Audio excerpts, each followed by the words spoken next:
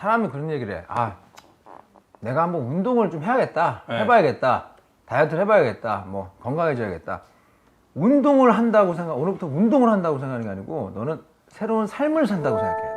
운동에 관심을 가지고 TV나 유튜브를 보다 보면 가장 먼저 눈에 띌 수밖에 없는 건 역시 탄탄한 팔과 다리 등등 외형적인 부분들이죠. 대표적으로 종국이 형이 가진 팔뚝은 남녀노소 감탄을 자아나게 합니다. 근데 형 가수 아니야? 그렇게 팔뚝은 이성에 어필이 가능하다는 김계란님의 주장이 있는 만큼 우리에게 있어 여러모로 정말 중요한 근육인 것은 확실합니다. 그래서 팔뚝을 키우려고 열심히 운동은 하지만 생각보다 눈에 띄게 올라오지 않는 근육 때문에 고민이신 분들도 분명히 계실 겁니다. 물론 저도 그랬고요.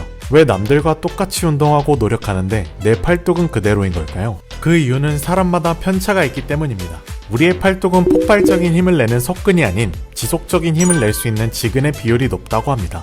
대신 지근은 파워가 속근에 비해 상대적으로 약한데요. 다시 말하면 태어날 때부터 속근 비율이 높아 전환이 굵게 타고난 사람은 힘이 좋고 웨이트 운동에서도 성장이 남보다 빠른 편인 반면 반대의 경우에는 성장이 더디므로 많은 노력이 필요하죠. 그렇기에 지근 섬유의 비율이 높은 사람은 메인 운동과 함께 추가로 팔 근육만을 위한 고립 운동을 수행하는 것을 권장드립니다. 하지만 운동 수행 능력이 미숙한 초보자분들은 일상에서 간단하게 접할 수 있는 것부터 시작하여 점점 단계별로 올라가는 것도 하나의 방법입니다. 그럼 지금부터 초보자도 우람한 팔뚝을 만드는 방법을 3단계로 나눠 설명하겠습니다. 첫 번째로 운동 시작 전에는 전완근의 피로도를 낮춰주는 스트레칭을 통해 긴장된 근육을 풀어주시는 것이 좋습니다. 엄지손을 이용하여 팔꿈치 안쪽 전완근을 잡아주시고 손목을 팔자를 그리면서 풀어주시면 됩니다. 세트는 안쪽과 바깥쪽 20회씩 반복해주시면 되겠습니다.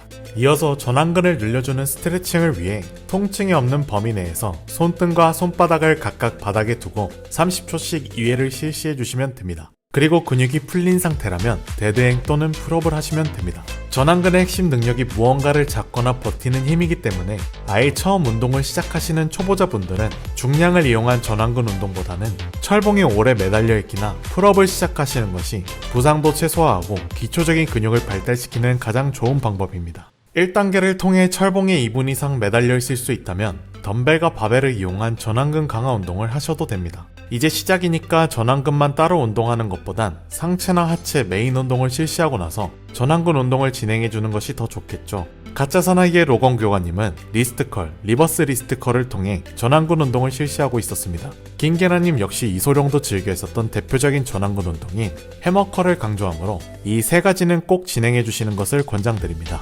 만약 어떻게 해야 할지 감이 안 오신다면 해당 루틴표를 참고하셔서 운동 프로그램에 넣어 진행해주시면 됩니다. 위 루틴의 전완근 운동이 익숙하다면 람보와 로키 배우로 유명한 실베스터 스텔론이 실시하는 전완근 루틴을 추천합니다. 해당 영상은 제 채널에서 참고하실 수 있으며 비록 난이도가 높지만 루틴대로 3개월 동안 실시하신다면 만족하실 수 있는 팔뚝을 얻을 수 있을 겁니다. 악력기를 구매하여 푸시한 상태를 유지하는 방법을 통해 악력을 증가시켜 주시는 것도 좋습니다. 그러나 자신의 힘보다는 너무 센 악력기를 처음부터 사용하면 부상의 위험이 있으므로 본인이 완전하게 접었다 폈다 할 수 있는 강도의 악력기를 구매하셔서 시작하시는 것이 좋습니다. 그 외에도 퍼머스 워크의 경우에는 헬스장에선 하기 힘든 운동인데요. 한 방법으로 자취생들은 공감하실 텐데 저는 편의점에서 물을 사서 마십니다. 그래서 저는 2리터 6개들이 생수를 사서 걸어가는 운동을 하고 있는데요. 20분 정도 걸으면 다음날 팔이 알릴 정도로 효과가 좋으므로 물을 사러 갈 때마다 자주 하고 있습니다. 대근육인 가슴 등 다리는 약 2-3일의 휴식 시간이 필요하다고 합니다. 그러나 전완근은 소근육이므로 회복 시간이 짧아 약 1-2일의 휴식 시간이 필요합니다. 그러므로 전완근이나 복근 같은 대표적인 소근육은 매일 하셔도 되며 데드리프트와 같은 당기는 운동을 할 때 더욱 자극을 받기 때문에 해당 운동을 실시하실 때 같이 해주시는 것이 효율적입니다. 다시 말해서 초보자의 경우에는 전완근 운동 후 다음날은 휴식하시는 것이 좋고 중급자는 2-3일을 연속으로 실시하고 하루 휴식이 좋습니다. 상급자는 본인이 더 잘 알고 계시니까 넘어가도록 하겠습니다. 중요한 점은 본인의 컨디션을 고려하여 부상을 입지 않는 것입니다. 더 큰 성장을 위해 증량을 하는 것은 좋지만 항상 내 몸이 무거운 무게의 부담을 겪어도 부상을 입지 않을 수 있는지 따져봐야 하며 운동 전후로 가지는 스트레칭은 필수입니다. 그렇게 운동을 할 때 본인의 상태를 체크하면서 무엇이 더 좋은지 확인하고 그것에 맞게 프로그램을 짜는 것이 좋습니다. 제가 설명해드린 루틴을 참고하셔서 2-3주 간격으로 무게는 5kg씩 늘린다면 이번 여름에는 종국이 형이나 김계란님처럼 본인도 만족하는 멋진 팔뚝을 얻으실 수 있을 겁니다.